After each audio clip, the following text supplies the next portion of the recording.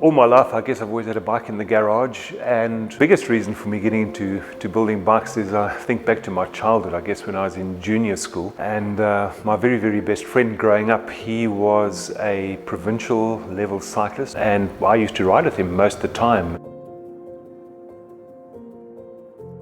And the spin-off from that was I spent so much time at his home. And Neil's dad was an engineer, and he used to work on the bikes all the time. So whenever I was at Neil's home, Mr. Farley always had a bike in pieces and was in his workshop. And I seem to remember his workshop almost being like an operating theatre. It was just the most amazing place to be. All the toys, the tools, the equipment. And I thought, wow, this is just something that really, really speaks to me as a person. I sort of grew up with that as part of my tutoring and part of my learning, and that's been with me my entire life. That's always been something I really, really wanted to do.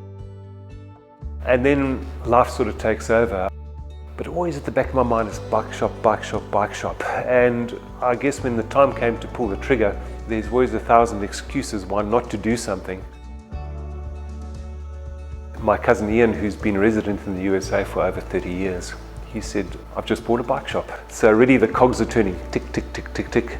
And he said to me, would you like to be involved? And yet again, that fear factor just took over again. I think to myself, well, we're in a different continent, and I can't see myself packing up my life, married, have a daughter in school, looking to go to college in the next 2 years. After some thought and consideration, and Ian and I sort of discussed the whole thing back and forth, that we figured out, well, this can actually work.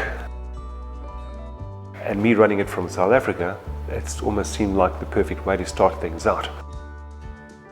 When we decided to launch the company locally, I jumped on a plane. I flew from South Africa to the USA, which is a 16-hour flight. I was here for 4 days, and we launched Capital at the local Redbud ride, and we just had a successful launch. It was really, really tremendous. And I guess from that day onwards, the cogs were ticking, ticking, ticking. How can we make this even better than what it is? It was probably 18 months after that, Ian and I decided in a conversation that we had to make a decision. Are we going to grow this business and take it forward? Because me working in South Africa and running things part-time here, it was working, but it wasn't a really good recipe for progressing the business forward. And I had a tough choice to make, do I give up everything I've ever worked for in my life, comfortable life, earning a great salary, beautiful home, or just take that big step out of your comfort zone and follow a lifelong passion?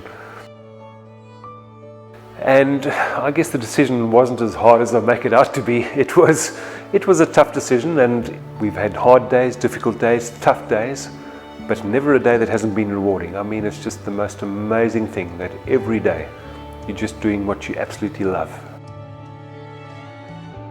For me, the biggest thing about cycling as a whole is fit and comfort.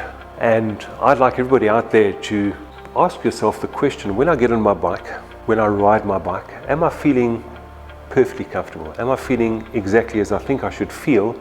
And if the answers may be no to any of those questions, I would encourage you to spend the time of exploring purchasing a custom bicycle.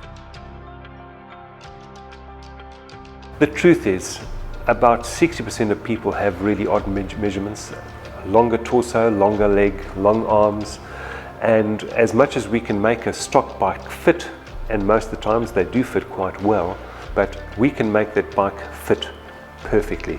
I always say we don't build small, medium or large here. We just build a Bob or a Sarah or a Cindy or a Pete. That's what we build, because your bike is your bike. In all likelihood, we will never ever produce another bike like that based on the geometry and the design and the tubing style that we're going to utilize on it. When you look at that bike, you can say, wow, that is just mine and nobody else's. That's something that I really strive to achieve. And every bike that we put out of Capital has got a badge of honor. It says 1 of 1. And my guarantee is that whatever we produce for you will never ever be repeated. That's something I take absolute pride in, that is your bike, that it is designed around you, your requirements, your finishing. It reflects you in every way that we can make it reflect you.